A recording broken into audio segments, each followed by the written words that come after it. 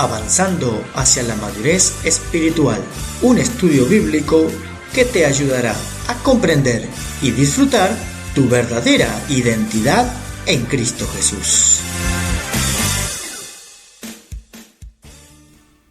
Bienvenidos al estudio número 3, Deja que el Espíritu te guíe, y nos referimos al caminar guiados por el Espíritu Santo.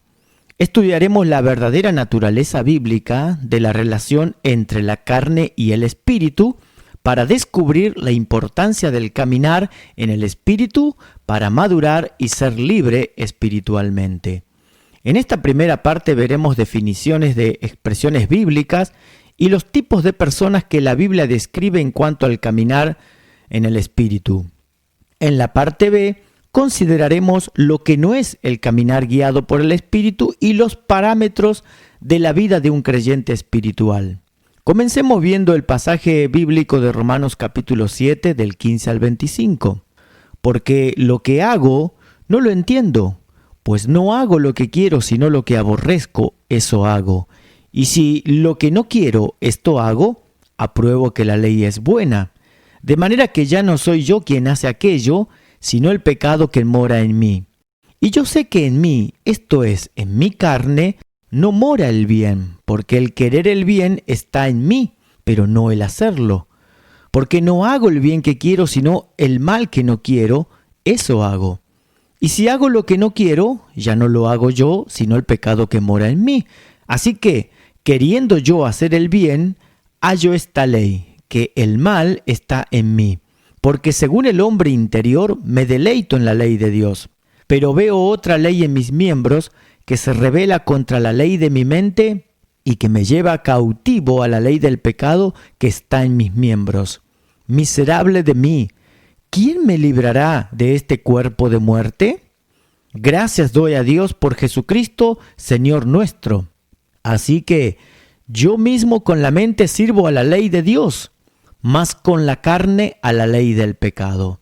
Este pasaje se refiere a uno de los mayores impedimentos de la madurez y libertad en Cristo. La batalla entre la carne y el Espíritu Santo, el pecado y yo. A veces pensamos que somos neutrales en este conflicto, pero nada más lejos que esto. En realidad somos los que con nuestra elección determinamos cómo se desarrolla esta batalla y cuál es el resultado de la misma. Pablo describe uno de los más crueles castigos practicados por los romanos a sus prisioneros, y que consistía en atar a éste a un cadáver. De esta manera era inevitable la muerte, pero además se aseguraban el horrible paso por la tortura de padecer psicológica y físicamente el hecho de no escapar de estar ligado, atado a ese cadáver en descomposición. Esta descripción horrenda ilustra la sensación de la mayoría de los cristianos en la batalla interior, y al no comprender sus verdaderas identidades en Cristo, terminan viviendo una vida miserable. Si crees que eres en parte luz y en parte tinieblas, en parte santo y en parte pecador, vives en forma sumamente mediocre, habiendo muy poco que te distinga del que no es cristiano. Puede que confieses tu inclinación a pecar y luches por mejorar, pero vivirás una vida derrotada continuamente porque te percibes como un pecador que fue salvado por gracia, pero que solo puede aguantar hasta que el Señor venga por su iglesia. Satanás sabe que nada puede hacer respecto a quién eres en realidad, pero sí puede hacer que creas que no eres diferente a los que no conocen al Señor. Entonces te comportarás como los que no conocen al Señor. Pero en el versículo 25, recordemos, suena el canto de esperanza. Gracias doy a Dios por Jesucristo, Señor nuestro.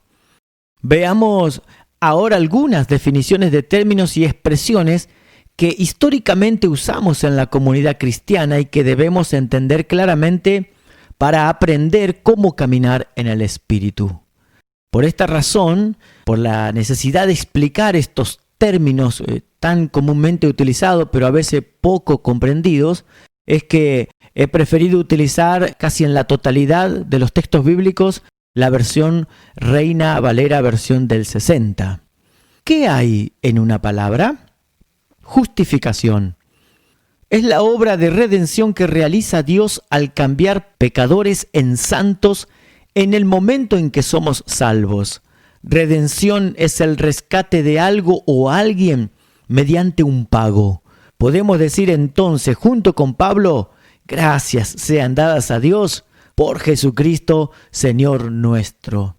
La justificación es instantánea en cuanto la persona deposita su fe en Jesucristo. En Romanos capítulo 5, el verso 1 está escrito: justificados pues por la fe, tenemos paz para con Dios por medio de nuestro Señor Jesucristo. Y también el capítulo 8, pero el verso 33, ¿quién acusará a los escogidos de Dios? ¿Quién es el que justifica? O Gálatas 3:11, y que por la ley ninguno se justifica para con Dios es evidente, porque el justo por la fe vivirá.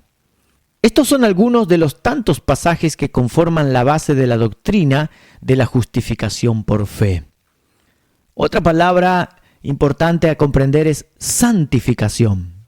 En el término santificación se concentra la dimensión práctica del propósito de Dios, es decir, el cambio externo, progresivo de la conducta diaria del creyente.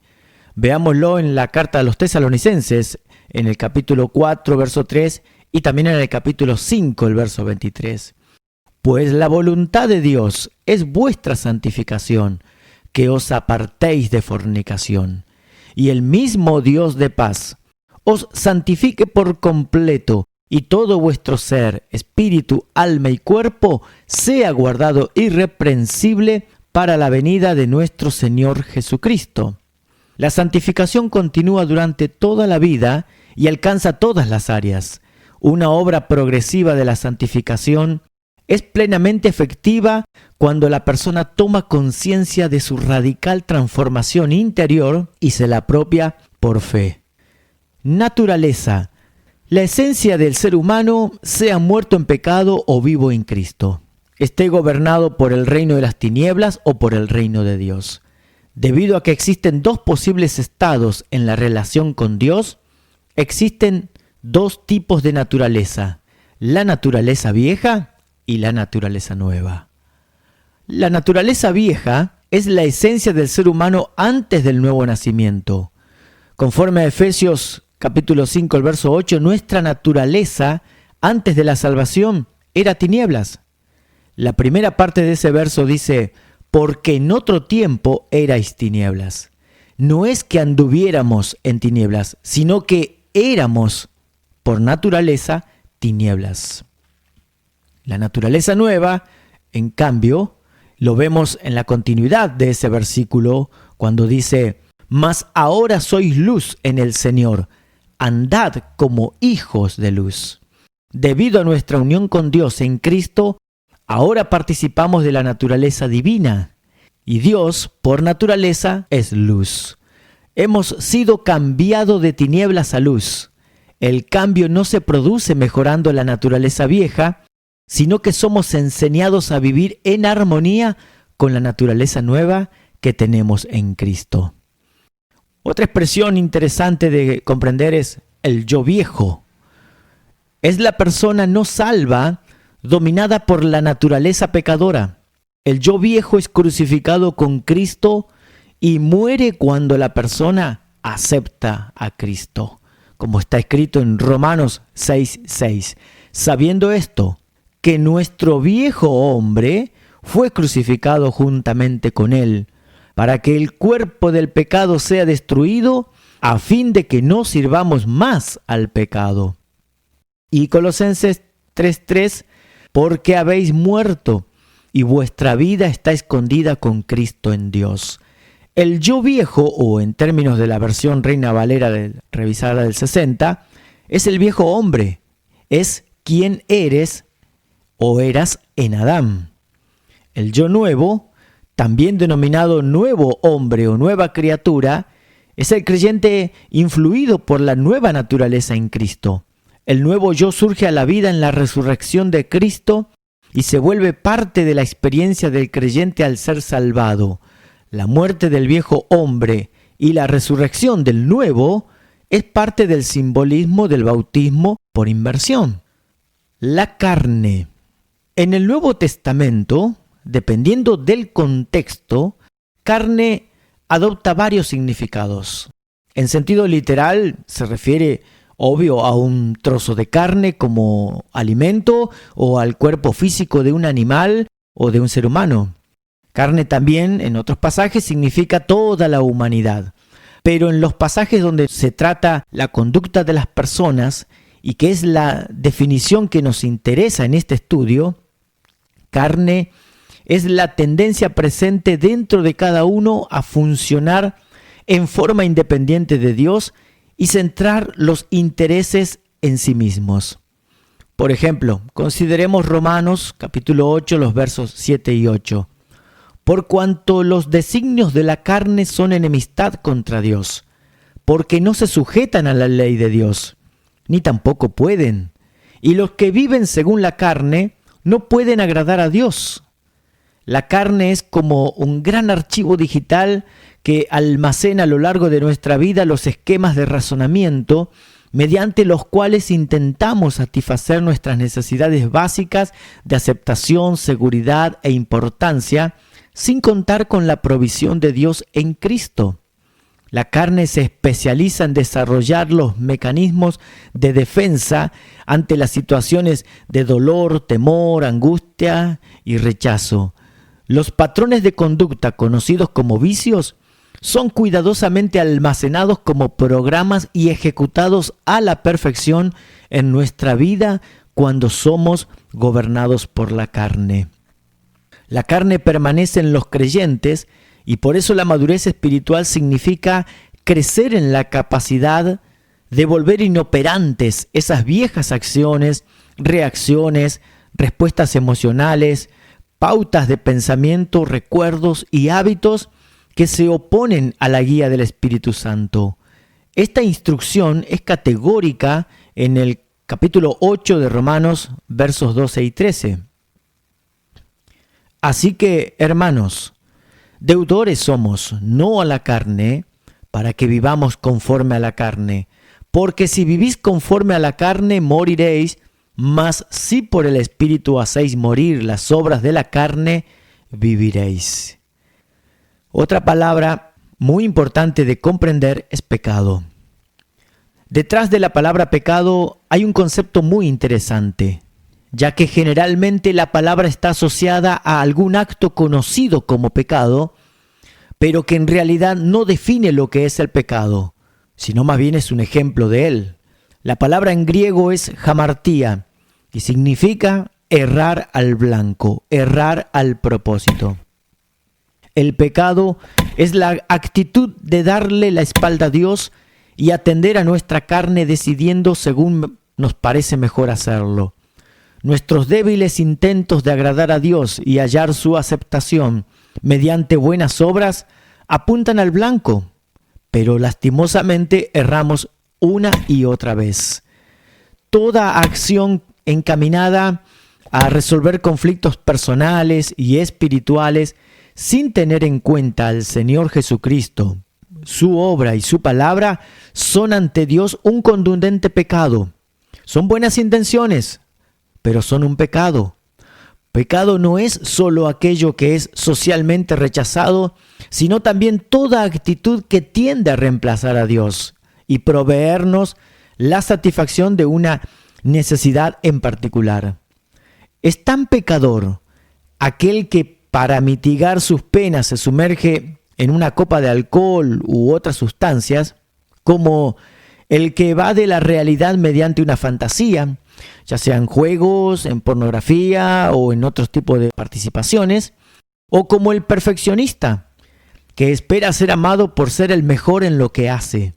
En todos los casos vemos un intento de regresar al estado original de aceptación, seguridad e importancia. Vemos pecado, vemos hamartía, vemos errar al blanco, vemos errar al propósito. porque el propósito de Dios es satisfacer todas tus necesidades en Cristo, desde asegurarte la salvación eterna hasta darte el pan nuestro de cada día. Poco antes de ir a morir en la cruz, Jesús dijo que el Espíritu Santo convencería a la humanidad de pecado por cuanto no han creído en Cristo. Y cuando Él venga, convencerá al mundo de pecado, de justicia y de juicio. De pecado, por cuanto no creen en mí. El Espíritu Santo no convencería a las personas del pecado de cometer delitos, infidelidades, proferir mentiras o no cumplir algún mandamiento. En general, la conciencia misma se encarga de esto al acusarnos cuando estamos haciendo algo mal. El pecado de no venir a Cristo y entregarle nuestra vida a Él es en realidad nuestro mayor pecado. Y la única forma de librarnos de este cuerpo de muerte para caminar en el Espíritu es por medio de la fe en Cristo. Caminar en el Espíritu significa pedir la guía del Espíritu Santo y seguirla, tal como lo enseña la carta de Pablo a los Gálatas en el capítulo 5, allí en los versos 16 al 18, que si vivimos guiados por el Espíritu Santo, entonces no daremos satisfacción a los deseos carnales. El proceso de caminar de acuerdo a nuestra verdadera identidad en Cristo es parte de caminar en el Espíritu. La Biblia describe 3 tipos de personas de acuerdo a la vida en el Espíritu. Veamos otra carta del apóstol Pablo.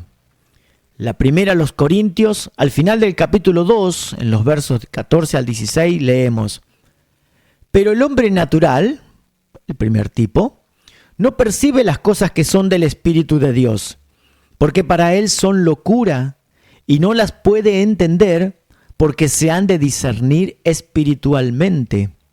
En cambio, el espiritual, segundo tipo, juzga todas las cosas, pero él no es juzgado de nadie. Porque ¿quién conoció la mente del Señor? ¿Quién le instruirá? Mas nosotros tenemos la mente de Cristo. Y continuando con el capítulo 3, pero los versículos 1 al 3, de manera que yo, hermanos, no pude hablaros como a espirituales, sino como a carnales, tercer tipo, como a niños en Cristo.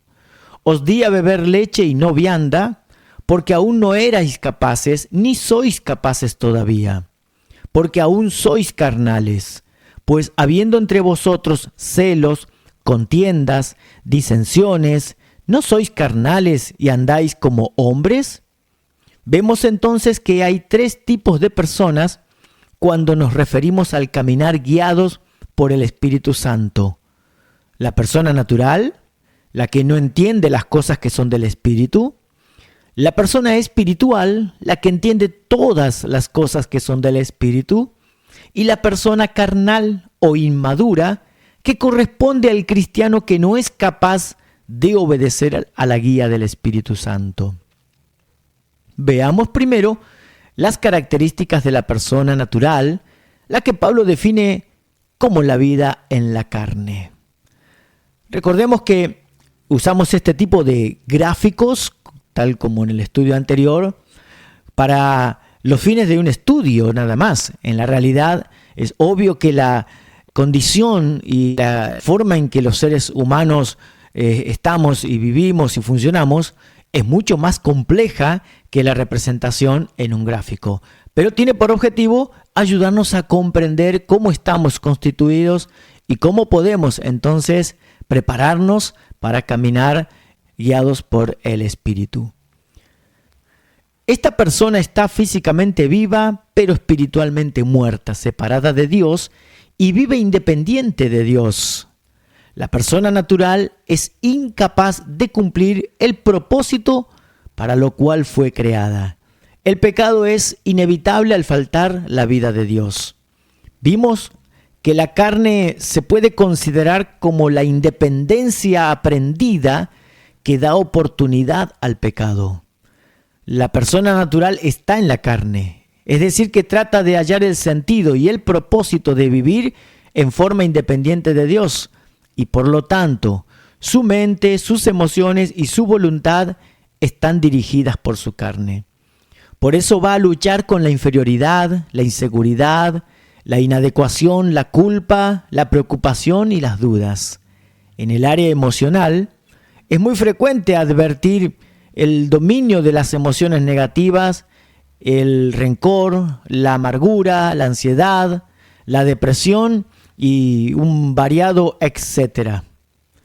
La persona natural toma decisiones en la carne y por lo tanto refleja tanto las conductas y actitudes pecaminosas mencionadas en la carta a los Gálatas, capítulo 5, del 19 al 21, como también aquellas que tienen que ver con la arrogancia, el orgullo, la soberbia, que le impiden reconocer que necesita a Dios o que puede contar con Dios para satisfacer sus necesidades. Debido a que carece de toda base espiritual para manejarse con las tensiones del vivir, puede estar agobiado por una o más dolencias físicas, tales como dolores de cabeza por tensión, trastornos del aparato digestivo, trastornos respiratorios y otro extenso, etcétera. Otro tipo de persona es la espiritual, la vida guiada por el Espíritu Santo. Esta persona ha sido transformada por fe en Cristo de persona natural a persona cuyo espíritu ha sido unido con el Espíritu de Dios. Como resultado de esta unión, esta persona disfruta del perdón del pecado, de ser aceptada en la familia de Dios y del darse cuenta de su valor en Cristo. Recibe su ímpetu de vida del Espíritu de Dios que la habita en vez de la carne. Su carne, esa tendencia a vivir independiente de Dios, sigue con esta persona, pero ella la crucifica junto con sus deseos en la medida en que diariamente se reconoce y se vislumbra muerto al pecado. Su mente es renovada y transformada por la verdad de la palabra de Dios, y sus emociones están marcadas por la paz y el gozo. A medida que ejerce su habilidad para escoger caminar en el Espíritu, va exhibiendo el fruto del Espíritu Santo que se menciona allí en Gálatas capítulo 5, 22 y 23. Amor, gozo, paz, paciencia, benignidad, bondad, fe, mansedumbre y templanza, que es dominio propio. El cuerpo de la persona espiritual es el lugar donde habita el Espíritu Santo y es presentado como una ofrenda diaria al Señor para su servicio y para su agrado. La descripción de la persona espiritual es la del ideal. Es el modelo de la madurez en pos del cual todos vamos creciendo. Dios ha efectuado toda provisión en su palabra para que nosotros experimentemos personalmente esa descripción de la persona espiritual. Pero lamentablemente la mayoría de los cristianos viven en la ladera de esta cumbre de la madurez espiritual y se dirigen hacia el abismo sin fondo de la conducta carnal. Si escoges caminar en el Espíritu, ten por seguro que tu crecimiento, tu madurez y tu santificación en pos de este ideal comenzarán a ser procesados. En tercer lugar, tenemos la persona carnal, la vida de acuerdo a la carne. Esta persona ha expresado su fe también en Cristo, al igual que la persona espiritual, y está viva espiritualmente en Cristo. Pero en lugar de decidir seguir al Espíritu Santo, elige seguir los impulsos de su carne. Es libre para preferir caminar en el Espíritu, pero opta continuamente por las decisiones pecadoras impulsadas por la carne, por sus pautas de hábito que le seducen a actuar independiente de Dios. Como resultado de esto, su vida diaria se parece más a la de una persona natural que a la de la espiritual. Su mente está ocupada con pensamientos carnales que la convierten en lo que Santiago denomina una persona de doble ánimo o de doble estándar. Sus emociones están afectadas por la plaga de los sentimientos negativos y la consecuente inestabilidad emocional. Habitualmente escoge caminar según la carne y muy rara vez lo hace en el espíritu. Su cuerpo suele exhibir los mismos perturbadores síntomas que tiene la persona natural, puesto que la persona carnal vive en oposición a su identidad en Cristo. Está sometida a sentirse inferior, insegura, inadecuada, culpable, ansiosa y dudosa. Hemos visto las 3 clases de personas que la Biblia describe en relación al caminar guiado por el Espíritu Santo. Si eres una persona natural, pídele a Jesús que perdone tu pecado y acéptalo en tu corazón como Señor y Salvador. Si eres cristiano, te aliento a seguir caminando en el Espíritu, pero si no lo estás haciendo, te aliento a volver a intentarlo y verás entonces que el Señor ha hecho la provisión completa y necesaria para que puedas dejar de vivir según tu carne y poder empezar a caminar guiado por el Espíritu Santo. Para ir finalizando esta primera parte, te quiero recordar que en el apunte que puedes descargar en la descripción habrá algunas actividades o propuestas con las que podrás profundizar este estudio. Que Dios te bendiga y te guarde en todo. Avanzando hacia la madurez espiritual, un estudio bíblico que te ayudará a comprender y disfrutar tu verdadera identidad en Cristo Jesús.